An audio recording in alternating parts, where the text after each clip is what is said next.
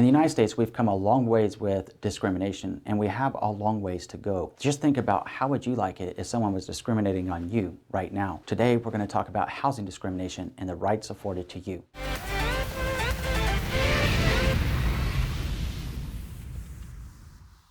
My name is Andrew Finney, and my passion is helping you make sense of real estate. If you need help finding a top agent near you, or if you simply want to drop me a line to say hello, my contact info is below. If you're new here, please go ahead and subscribe to this channel now and like this video. Thank you. All right, my friend, let's take a closer look at this, because if we don't remember where we came from a historical perspective, we're going to be doomed to repeat the same lessons. The United States has advanced so much in the last 100 years with civil liberties and getting rid of different discriminatory practices. Why the heck would we ever want to go back in time to rinse and repeat the issues of yesterday when we can take a step forward together, because we're stronger and better together than we are not, by advancing civil liberties and getting rid of discrimination and divisiveness and including inclusiveness to make things better for all people. Let's do this together. We can do this together. And now let's give you some historical context into housing discrimination in real estate. The day was April 11th, 1968. President Lyndon Johnson had made an amendment to the original Civil Rights Act of 1964 to include Title VIII, which pertained to Fair Housing Act. If you put this into historical context, you'll be able to remember this was also the same time we had Dr. Martin Luther King and the assassination of Dr. King that happened at the same time. Dr. Martin Luther King was a significant role model for a lot of people out there, and it doesn't matter what your race is. The movement behind Dr. King was powerful, and it's something that resonates or should resonate with all of us as people. So when we look back at 1968 and what President Lyndon Johnson did and how he accomplished it, it's important to put it in perspective with how we ended up with the Fair Housing Act, because Dr.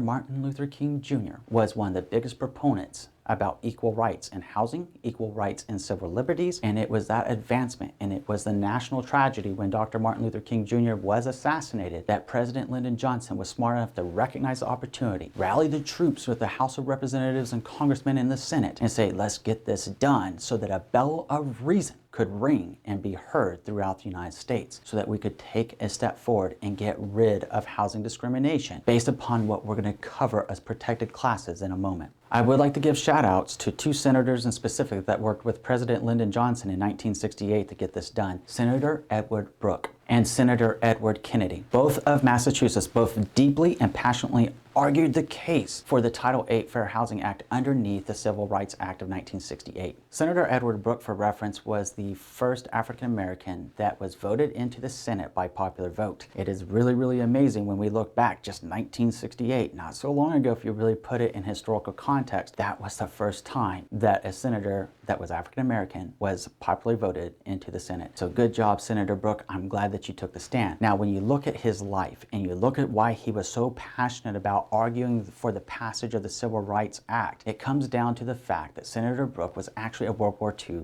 veteran. It also comes down to the fact that when he returned from his combat time in World War II, which protected us and defended the United States and a free republic of democracy, he couldn't get the house that he wanted for his family just because of his race. So my question is, why was it okay for Senator Brooke to go into war along with all the different races that went there, from the Navajo Indians to the white people that were there, to the black people that were there, to the Asian people that were there as United States military armed forces services? Why was it okay to go over there and die for a country? Why was it okay to go over there and fight for this country, but when they got home, they weren't good enough to buy a house where they wanted to buy it? I ask you to keep that in mind as we move forward with housing discriminations and better understanding the rights afforded to all Americans, and some of the work that we still need to do moving forward to improve life for everybody. We can get this done together because we are stronger and better together. Let's do this together. We'll take the next step right now. When it comes to housing discrimination in the United States, I would like you to go to the website that is linked down below by the Housing and Urban Development site as it pertains to housing discrimination. Please save it as a bookmark, share it with as many people that you know so that we can stop housing discrimination in the United States. The first thing is, what is the Fair Housing Act? Now, we gave some historical context and significance to the power of the Fair Housing Act and how it came to be. In short, let's give you the definition of the Fair Housing Act. The Fair Housing Act protects people from discrimination when they are renting or buying a home.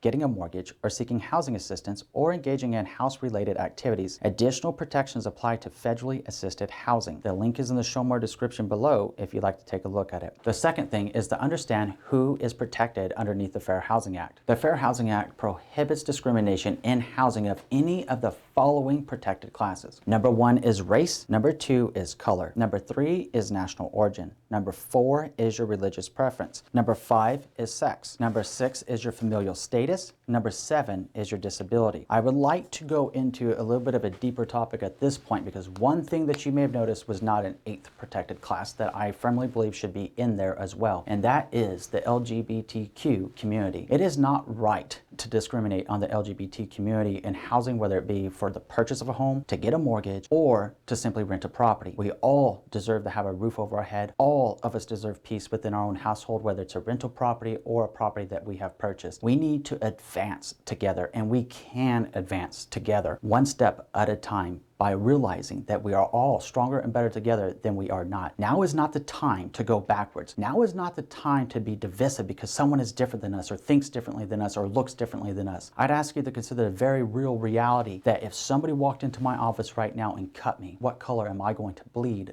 as a Caucasian male? I'm going to bleed red. What happens if someone walks into a different office where you have an African American, an Asian, a Mexican American? What happens whenever they get cut? Do they not also bleed red? So you see, our color is not what's defined on the exterior of our skin. Our color is not what people see with their eye. We are all red from within, which makes us more alike than we are not, which is why we're stronger and better together than we are not. Let us first seek to understand each other so that we don't fight each other. If we seek to understand each other, we won't argue and combat each other with the liberties that should be justified and that we have as inalienable rights to us all by virtue of being a human. Let us advance the cause for civil liberties and equal rights, no matter who you are, including the 7 protected classes, and let's get LGBTQ community added to that list so they can't be discriminated on just because of who they love and just because of who they are and what their identity is in this world. That's not cool. Let's set the record straight and let's move this conversation forward together. The third thing that you need to know is what types of housing are covered. The Fair Housing Act covers most housing. In very limited circumstances, the Act exempts an owner-occupied building with no more than 4 units, which is a single-family house sold or rented by the owner without the use of an agent, and the housing operated by a religious organization and private clubs that limit occupancy to members only. Now that we know that it essentially encompasses all types of real estate other than what we just discussed and defined right from the Housing and Urban Development's website, let's take a look at the 18 things that are prohibited underneath the Fair Housing Act. This pertains to the sale or renting of any property in the United States for the 7 currently protected classes, and I'm asking you to keep in mind, LGBT community deserves it too. It is an illegal discrimination to take any of the following actions because of anyone's race, color, religion, sex,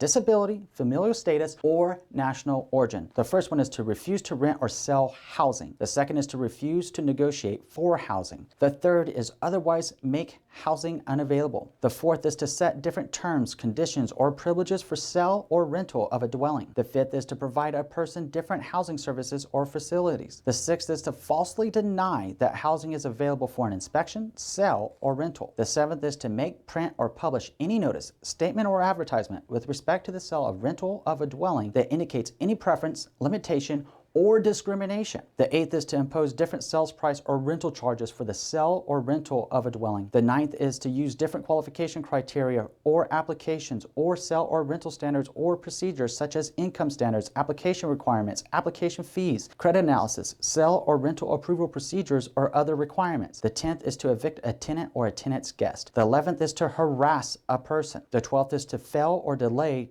performance of maintenance or repairs. The 13th is to limit privileges, services, or facilities of a dwelling. The 14th is to discourage the purchase or rental of a dwelling. The 15th is to assign a person to a particular building or neighborhood or section of a building or neighborhood. The 16th is for profit, persuade, or try to persuade, homeowners to sell their homes by suggesting that people of a particular protected characteristic are about to move into the neighborhood, also known as blockbusting. The 17th thing is to refuse to provide or discriminate in the terms or conditions of homeowners insurance because of the race, color, religion, sex, disability, familial status, or national origin of the owner and or occupants of a dwelling. Again, LGBTQ deserves these same protections. The 18th is to deny access to or membership in any multiple listing service or real estate brokers organization. For information and examples, please refer to the Schomer's description below for the Housing and Urban Development's examples of housing discrimination. That covers the real estate underneath what is currently being protected with the Housing and Urban Development underneath the Fair Housing Act of 1968, Title 8 in specific.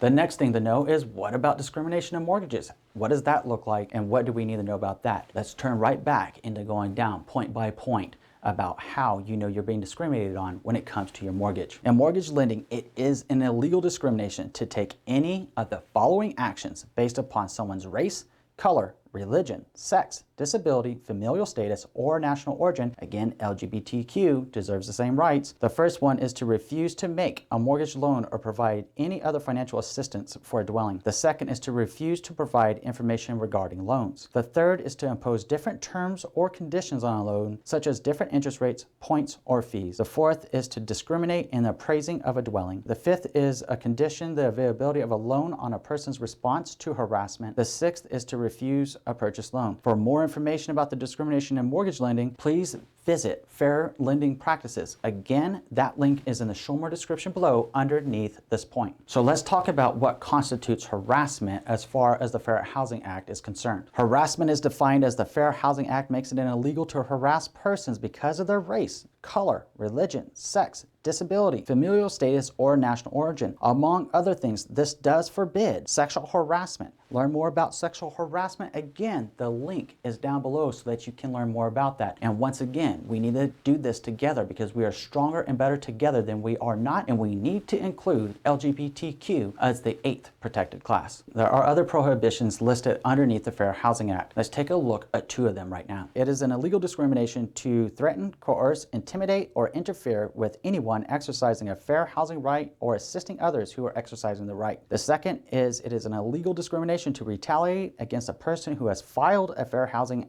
complaint or assisted in a fair housing investigation. That is what the Fair Housing Act is looking at as far as its definitions of other prohibitions. If you want to learn more about Fair Housing Act and how it pertains to real estate marketing for the purpose of housing discrimination, please click the link below underneath this point. It is also important to note there are additional protections provided to those people that have disabilities. In short, when it comes to people with disabilities, some of those additional protections would include housing providers that must make reasonable accommodations and allow reasonable modifications that may be necessary to allow persons with disabilities to enjoy their housing. There is more information about this, of course, in this point in the Schomer description below, linking right to what constitutes reasonable accommodation. In addition to this, certain multifamily properties must also be made accessible to people with disabilities. At the end of the day, what we do with housing discrimination and civil rights at large and how we respond to this is something that we the people do. Not the government, right? It's we the people. We the people are stronger and better together. The government is here for we the people, not for them. It's here for us to be able to move forward and advance our civil liberties, our civil rights, and to advance